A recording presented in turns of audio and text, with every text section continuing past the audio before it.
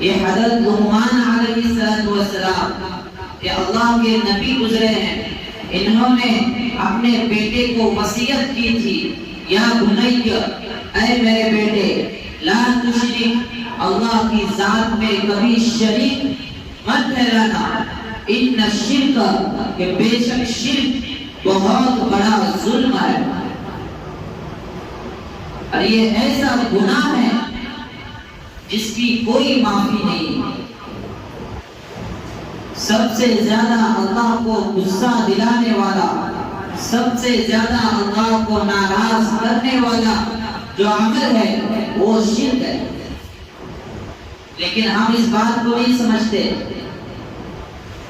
ہم اللہ کی عبادت بھی کرتے ہیں، روزے بھی رکھتے ہیں، زکات بھی دیتے ہیں، حج بھی کرتے ہیں، لیکن اللہ کے علاوہ معبودوں کو ہم پوچھتے بھی ہیں، اللہ کی بھی عبادت کر رہے ہیں، لیکن ساتھ میں غیر اللہ سے بھی مدد مانگ رہے ہیں، اللہ سے بھی مدد مانگتے ہیں، اور اگر جب مرادیں پوری نہیں ہوتی تو پھر ہم یہ شکایتیں کرتے ہیں کہ ہماری دعائیں قبول نہیں ہو رہی، ہماری حاجات پورے نہیں ہوتے، ہماری منتیں پوری نہیں ہو رہی، کئی سال ہو گئے ہم اولاد کے لیے دعائیں کر رہے ہیں لیکن ہمیں اولاد ابھی تک نہیں ملی۔ بہت سارے لوگ ہیں جو نکاح کے لیے پریشان ہیں، ان کا نکاح نہیں ہو رہا، گھر کے اندر ہمیشہ جھگڑے ہو رہے ہیں، گھروں کے اندر سے چین ختم ہو گیا، سکون ختم ہو گیا۔ یہ اکثر جو شکایتیں کرتے ہیں، ذرا ہم اپنے گریبان میں جھانک کر دیکھیں کہ کہیں ہم شرک کے اس گناہ کے اندر مبتلا تو نہیں ہے، کہ کہیں ہم اللہ کو ناراض کرنے والا کوئی کام تو نہیں کر رہے، یا کوئی گناہ تو ہم سے ایسا ثابت تو نہیں ہوا جس سے اللہ ہم سے ناراض ہو چکا ہے۔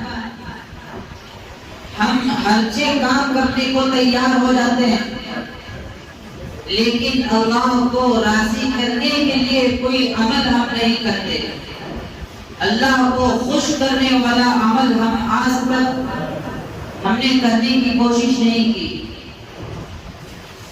اس کی وجہ یہی ہے کہ ہم مسلمان تو ہیں، ہم نے کلمہ تو پڑھ لیا ہے، لیکن ہمارا ایمان بنا نہیں ہے، ہم نے اپنے ایمان کو مضبوط نہیں بنایا، ہم نے اپنے ایمان پر محنت کرنا چھوڑ دیا۔ ہم کتنے بڑے ظلم کے اندر پھنسے ہوئے ہیں جو ہم اپنے آپ پر کر رہے ہیں۔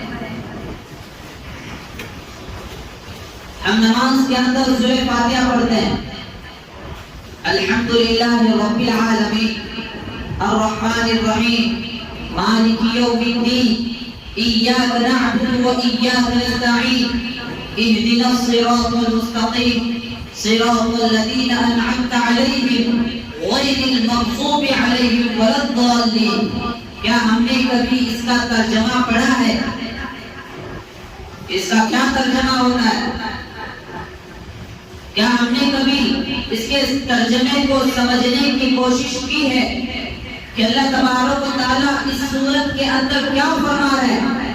اور یہ سورہ فاتحہ ایک ایسی سورت ہے جس کے پڑھے بغیر جو ہے نماز مکمل ہوتی ہی نہیں ہے، چاہے کتنی بھی اخلاص کے ساتھ اور خوشی اور خضوع کے ساتھ نماز پڑھے، اگر سورہ فاتحہ اگر نہ پڑھیں گے تو اس کی نماز ہی نہیں ہوگی۔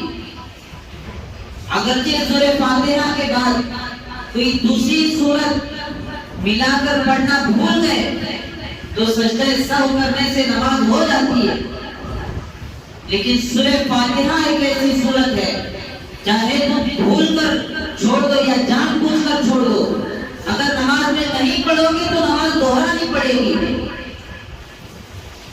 تو ایسا اس سورت کے اندر کیا ہے؟ کیا کبھی ہم نے جانا ہے؟ الحمدللہ رب العالمین، تمام تعریفیں کس کے لیے ہیں؟ اللہ کے لیے۔ الرحمن الرحیم، جو بڑا مہربان اور نہایت رحم کرنے والا ہے۔ مالک یوم الدین، جو آخرت کے دن کا مالک ہے۔ ایاک نعبد و ایاک نستعین، ہم اللہ سے کہہ رہے ہیں ایاک نعبد، کہ اللہ ہم تیری ہی عبادت کرتے ہیں، و ایاک نستعین، اور تجھ ہی سے مدد مانگتے ہیں۔ ہم میں سے کتنے ایسے ہیں جب کوئی مصیبت آنے پر، کوئی تکلیف اور کوئی رنج ہونے پر، کوئی حاجت کے پیش آنے پر ہم اللہ کے سامنے کھڑے ہو کر نماز پڑھ کے اللہ سے مانگ رہے ہیں؟ ایسے ہم میں سے کتنے لوگ ہیں؟ ہم تو اللہ سے کہہ رہے ہیں ایاک نعبد و ایاک نستعین، کہ ہم تیری بھی عبادت کرتے ہیں اور تجھے ہی سے مدد طلب کر رہے ہیں، لیکن مصیبت آنے پر ہمارا دماغ کہاں جاتا ہے؟ ہماری سوچ کہاں جاتی ہے؟ ہم کوئی تکلیف آنے پر فوراً ہم تعویذات کی طرف دوڑتے ہیں کہ کسی تعویذ کے ذریعے ہمارا کام ہو جائے۔ اگر ہم تعویذات والوں کے پاس اگر نہیں جائیں گے تو کیا ہمیں شوق ہے کہ ہمیں بلا کر تعویذ نکل دیں؟ میں یہ نہیں کہتا کہ تعویذ کرنا شرک ہے، تعویذ لٹکانا شرک ہے، میں یہ نہیں کہتا۔ کئی سارے احادیث موجود ہیں جس کے اندر سے عملیات کا، تعویذات کا ثبوت موجود ہے۔ جنات کا انسان کے اوپر چڑھنا یہ بھی ثابت ہے، کئی سارے صحاباؤں کے اوپر جنات چڑھے ہیں، خود نبی کریم صلی اللہ علیہ وسلم کے اوپر سحر ہوا ہے، جادو ہوا ہے، اور کچھ لوگ اسے ہیلا بناتے ہیں، بہانہ بناتے ہیں کہ جب نبی کے اوپر جادو ہو سکتا ہے تو ہم پر کیوں نہیں ہو سکتا؟ یہ بہانہ لوگوں کے ہاتھ لگا ہے۔ تو میں کہنا چاہتا ہوں کہ جو نبی کے اوپر جادو ہوا تھا، نبی صلی اللہ علیہ وسلم کے اوپر جس یہودی نے سحر کیا تھا، یہ جادو ہوا نہیں تھا بلکہ اللہ نے ہونے دیا۔ اب اللہ نے نبی کے اوپر سحر کیوں ہونے دیا؟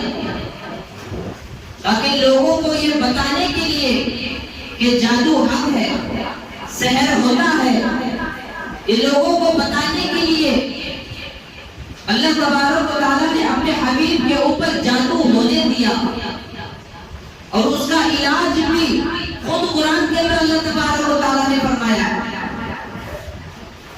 وہی تو سورت جو ہمیں یاد ہے، سورہ فلق اور سورہ ناس۔ ہر نماز کے بعد اس سورت کو، ان دو سورتوں کو پڑھ لو۔ کون سے جادوگر کی اتنی مجال ہے کہ وہ آپ پر جادو کر سکے؟ قرآن شریف کو اپنا معمول بنا لو۔ ہم قرآن کو اپنا معمول نہیں بناتے، تعویذات والوں کے پاس جاتے ہیں تو وہ قرآن کی آیتوں کے علاوہ اور کچھ نہیں لکھتے، وہ قرآن کی آیتیں ہی لکھ کر دیتے ہیں۔ بس فرق اتنا ہے کہ وہ گلے میں ٹانگنا ہوتا ہے اور یہاں پر قرآن پڑھنا ہوتا ہے، لیکن ہم سے تو قرآن پڑھا نہیں جاتا، ہمیں تو قرآن پڑھنا بھی نہیں آتا، تو قرآن کو پڑھنے کا معمول ہم کیسے بنائیں گے؟ اور قرآن کو سیکھنا یہ ہمارے کاروبار کو چھوڑ کر، ہمارے تمام مشغولیات کو چھوڑ کر قرآن سیکھنے کو ہم بڑا بھاری محسوس کرتے ہیں۔ کیا ہم پورے دن بھر میں 1 گھنٹہ نہیں نکال سکتے قرآن شریف کو سیکھنے کے لیے، یا آدھا گھنٹہ نہیں نکال سکتے قرآن پاک کو سیکھنے کے لیے؟ قرآن پاک کو سیکھ کر اگر ہم خود پر اگر دم کر لیں گے تو کیا تمام بیماریوں سے نجات نہیں ہوگی؟ کیا مصیبتوں سے ہمیں آسانی نہیں ملے گی؟ اللہ فرماتا ہے کہ یہ قرآن شفا ہے۔ اللہ فرماتے ہیں کہ ہم نے قرآن کو ہدایت کے لیے نازل کیا ہے۔ وہ بھی اللہ جو ہے پہلے پارے کے اللہ فرما رہے ہیں ہدی للمتقین، کہ ہم نے قرآن کو کیوں نازل کیا؟ متقیوں کے لیے، ہدایت کے لیے۔ تعویذ بندوں کے لیے اللہ نے قرآن کو نازل نہیں کیا کہ کوئی بھی اٹھے، کوئی بھی سورت لکھ کر اسے تعویذ بنا کر، اسے فتیلہ بنا کر کے اپنے گلے میں ٹانگ لے۔ لیکن ہمارے عقلوں کے اوپر یہ چیز بیٹھی ہوئی ہے کہ ہمارے ہر چیز کا حل وہی سے ہوگا، اور یقیناً وہی سے ہے۔ قرآن کے آیت جو لکھی جاتی ہے انہیں آیات کو پڑھنے کا معمول بنا لو، انہیں آیات کو ہر فرض نمازوں کی بات پڑھو۔ جو علماء لکھ کر دیتے ہیں، جو عاملین حضرات اسے تعویذ بنا کر دیتے ہیں، تو اپنی بات جو چل رہی تھی کہ اللہ رب العزت کی ذات میں شریک ٹھہرانا، اللہ تبارک و تعالی اس گناہ کو کبھی معاف نہیں کر سکتے۔ شیخ عبد القادر جیلانی رحمۃ اللہ علیہ ایک بہت بڑے اللہ والے گزرے ہیں، ان کے پاس ایک عورت آئی اور آ کر شیخ عبد القادر جیلانی رحمۃ اللہ علیہ سے کہنے لگی کہ اگر اسلام کے اندر پردہ نہ ہوتا تو میں اپنا نقاب نکال کر تمہیں اپنا چہرہ دکھا دیتی کہ میں کتنی خوبصورت ہوں، اور میری اتنی خوبصورتی کے باوجود میں اپنے شوہر کے تمام حقوق پورے کرتی ہوں، پھر بھی میرا شوہر میرے علاوہ دوسری عورتوں کے ساتھ ناجائز تعلقات رکھتا ہے۔ تو شیخ عبد القادر جیلانی رحمۃ اللہ علیہ بے ہوش ہو گئے۔ پھر جب انہیں ہوش آیا تو وہ فرمانے لگے کہ ایک عورت اپنی محبت میں اپنے شوہر کے ساتھ کسی دوسری عورت کی شریک ہونے کو پسند نہیں کرتی، تو وہ ذات اللہ تبارک و تعالی جس نے اس پورے کائنات کو بنایا ہے، جس نے پوری انسانیت کو بنایا ہے، اس ذات کو کتنا غصہ آتا ہوگا کہ جب اس کے بنائے ہوئے بندے اسی کا رزق کھا کر، اسی کا دیا پہن کر اور اسی کی نعمتوں کو استعمال کر کے اسی کی ذات میں شریک ٹھہراتے ہیں۔